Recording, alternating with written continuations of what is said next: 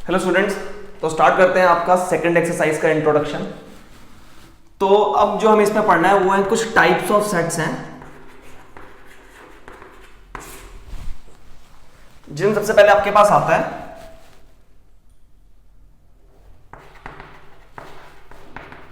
Empty set, जिसको हम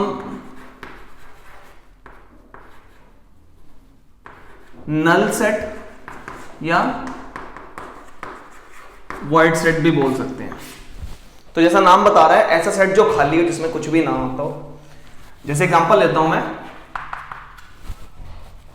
जैसे कि मैं आपसे बोलूं एक सेट ए है containing x element such that x is greater than 1 less than 2 and x belongs to natural number.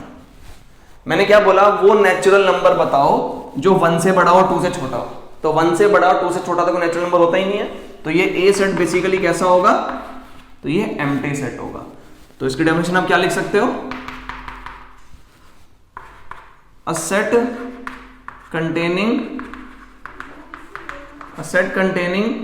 no element, a set contains no element is known as empty set। ऐसा set जिसमें कोई element ना हो वो empty set कहलाता है। जिसका example ये है, एम्प्टी सेट को लिखने के रिप्रेजेंटेशन इसकी दो तरीके से होती है।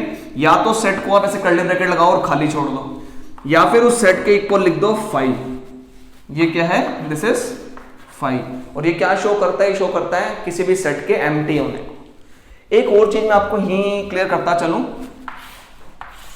आपके पास क्वेश्चन एक आ सकता है, उन्होंने सेट दिया, उन्होंने कहा एक बी सेट है कर्ली ब्रैकेट 5, तो क्या ये एम्प्टी सेट है?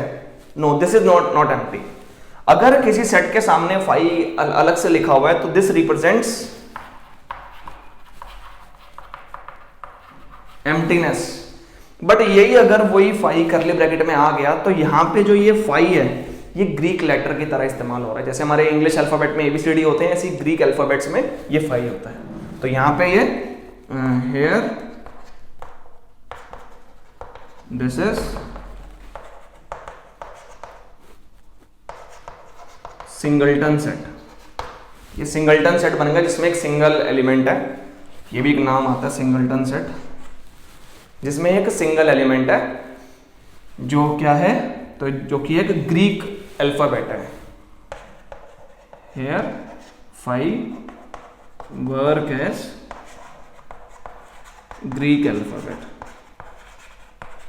ठीक है ना, तो इस चीज को आप कंफ्यूज नहीं करोगे इस चीज से।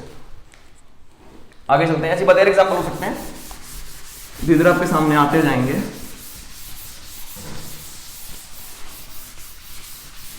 अगला हमारे पास आता है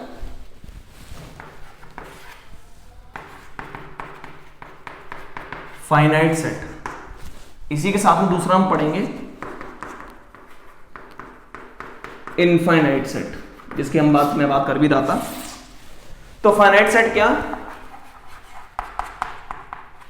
a set contain finite number of elements और अ नल सेट। इसमें अब मैं बता दूं आपको, a set contains finite number of element, finite number of element is known as finite set. और साथ में एक और मैं आपको बताता चलूं, जिस अभी हमने जो एम्प्टी सेट पढ़ा, empty set is a finite set, empty set is finite set. ठीक है ना। अब इसका एग्जांपल आप ले सकते हो, जैसे कि A इज इक्वल टू में the set of walls in English alphabet.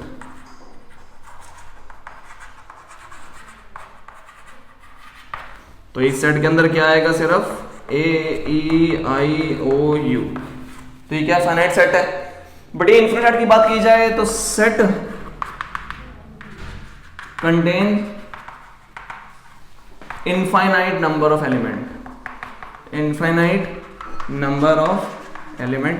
इस एग्जांपल एक अभी हमने पढ़ा ही था, A इज इक्वल टू में containing x element such that x is equal to में 3n where n belong to natural number. x जो है वो 3 का मल्टीपल है और नेचुरल है। ये नहीं बताया कहां तक जाना है, बस ये बता दिया नेचुरल है। तो मतलब कि 3, 6, 9,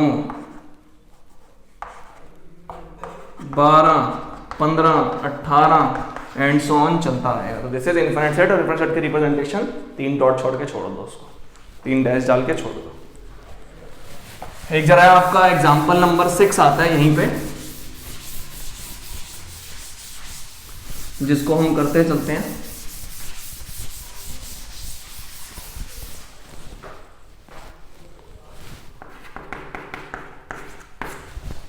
इसी इनफिनिट सेट और फाइनाइट सेट के ऊपर बेस्ड है वो आपका एग्जांपल नंबर 6। वो कह रहे हैं state which of the following set are finite और इनफिनिट। तो पहला उन्होंने हमें दिया हुआ है containing x element such that x belongs to natural number and x minus 1 x minus 2 equal to 0। तो जरा यहाँ से x की वैल्यू निकाल लो, x माइनस 1 को 0 के इक्वल अलग रख दो, x माइनस 2 को 0 के इक्वल अलग, यहाँ से x की वैल्यू 1, यहाँ से x की वैल्यू 2। तो बेसिकली जो ये हमारा सेट था, इसका कोई नाम नहीं है, मैं नाम A रख देता हूँ। इस A सेट के अंदर सिर्फ 2 एलिमेंट है, 1 और 2। तो ये सेट कैसा हो गया? फाइनाइट सेट हो गया। सेकंड पार्ट पे आते हैं। अगला उन्होंने बोला set containing x element such that x belong to natural number and x square equal to 4। इसको भी सॉल्व कर लो। x स्क्वायर इक्वल टू 4 है, x is equal to square में आ जाएगा तो प्लस माइनस रूट 4, तो ये प्लस माइनस 2। बट क्योंकि नेचुरल नंबर की बात हो रही है, नेचुरल नंबर कभी नेगेटिव नहीं होता, तो यहाँ से x की वैल्यू सिर्फ कितनी आएगी? 2। तो हमारे इस सेट के अंदर, जिसको मैं b नाम दे देता हूँ, इसके अंदर एक ही एलिमेंट है 2। ये भी क्या सेट है? फाइनाइट सेट है। आगे चलते हैं।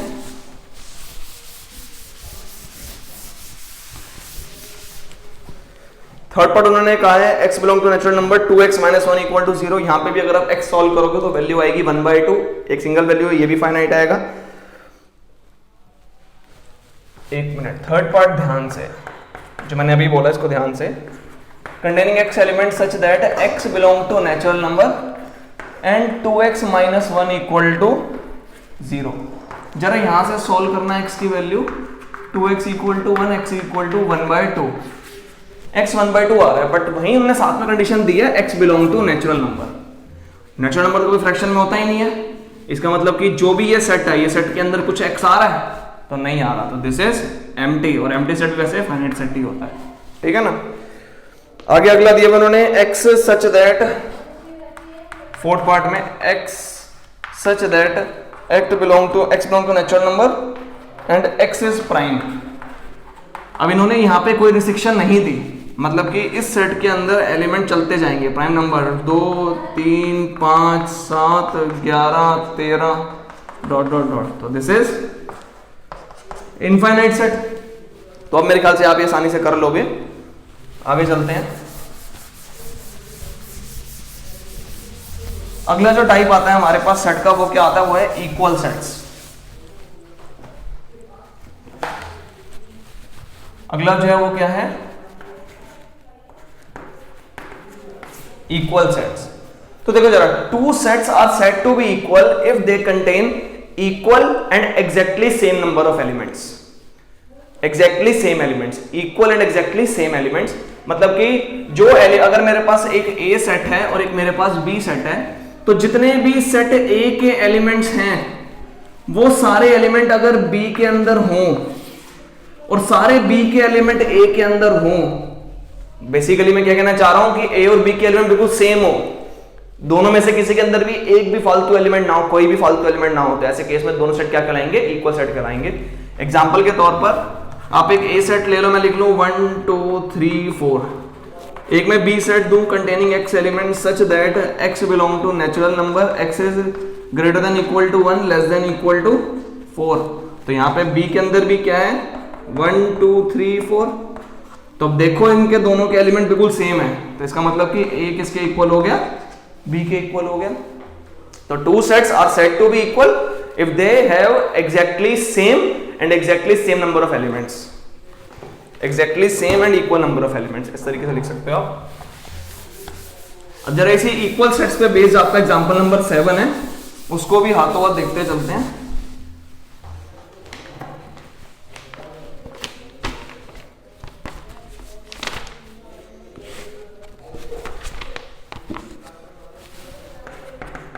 एग्जाम्पल नंबर 7 वो कह रहे find the pair of equal sets if any give reason. तो उन्होंने कई सारे सेट दे रखे हैं, तो सारे सेट इसमें से कई सेट जो है वो सेट बिल्डर फॉर्म में है, तो पहला काम सबको रोस्टर में कन्वर्ट कर लो, ठीक है ना। तो एक उन्होंने हमें ए सेट दिया कंटेनिंग ओनली 0 अ सिंगलटन सेट जिसको हम कह रहा था, मैंने बोला था अभी। एक बी सेट दिया हुआ है इन्होंने हमें containing x element such that x is greater then 15 and x is less than 5। जो हमारा x है वो 15 से बड़ा हो और 5 से छोटा हो, तो 15 से बड़ा और 5 से छोटा तो कोई x नहीं होगा, कोई नंबर ही नहीं है जो 15 से बड़ा हो और 5 से छोटा हो। तो ये हमारा बी सेट बेसिकली क्या है, एम्प्टी सेट है। आगे आते हैं, आगे उन्होंने बोला सी में containing x element such that x minus 5 equal to 0। तो यहां से x की वैल्यू कितनी आ जाएगी, 5 आ जाएगी। तो ये सी जो है इसमें सिर्फ एक 5 आ रहा है, ये भी सिंगलटन सेट है। आगे आते हैं, अगला डी उन्होंने दिया हुआ है containing x such that x square equal to 25। तो यहां से x equal to plus minus 5 आ जाएगा। 25 का रूट क्या होता है, 5 होता है। तो यहां से डी के अंदर कौन कौन है, या तो 5 या -5। अगला एक ई सेट और दे रखा है last, x such that x is integral positive root of equation, या फिर positive integer of equation x square minus 2x minus 15 equal to 0। तो जरा इसके सॉल्यूशन सॉल्व कर लो। x square minus 5x plus 3x minus 15 equal to 0, x bracket x minus 5 plus 3 bracket x minus 5, एक factor x plus 3 आ जाएगा, एक factor x minus 5 है। तो यहां से x की वैल्यू -3, यहां से x की वैल्यू 5। तो बेसिकली जो ई सेट है उसके अंदर सिर्फ -3 और 5 कंटेन कर रहा है। तो हमें बताना इनमें से कौन कौन इक्वल है। तो ये रहा मेरा ए सेट, ये रहा मेरा बी सेट, ये रहा सी सेट, ये रहा डी सेट और ये रहा ई सेट। अब जरा इसमें इक्वल बता दो। तो इक्वल सिर्फ मुझे यहां पे ए हमारा 0, बी हमारा एम्प्टी, सी हमारा 5, डी हमारा 5, -5 और ई। एक मिनट रुको जरा, ई को लिखने में प्रॉब्लम हुई है। मैंने ये तो सॉल्व कर दिया, कंडीशन थी पॉजिटिव इंटीजर होना चाहिए। तो पॉजिटिव इंटीजर में नेगेटिव तो नहीं आएगा, तो -3 तो यहां पे नहीं आएगा। तो ई हमारा जो है वो है 5। तो जो मेरा ई है और जो मेरा सी है ये दोनों इक्वल सेट्स हैं। तो सी इज इक्वल टू ई। बाकी कोई भी पूछे जाए सारे सेट्स अनइक्वल हैं। अब क्या लिख दोगे बाकी के लिए, ए नॉट इक्वल टू, जैसे कोई भी एग्जांपल ले लो सी, ऐसी बाकी के लिख दोगे। तो finally we have only one pair of equal set which is C equal to E. Done इतना। तो ये था आपका एक्सरसाइज 1.2 से पहले का इंट्रोडक्शन। इसकी एक्सरसाइज में नेक्स्ट क्लास में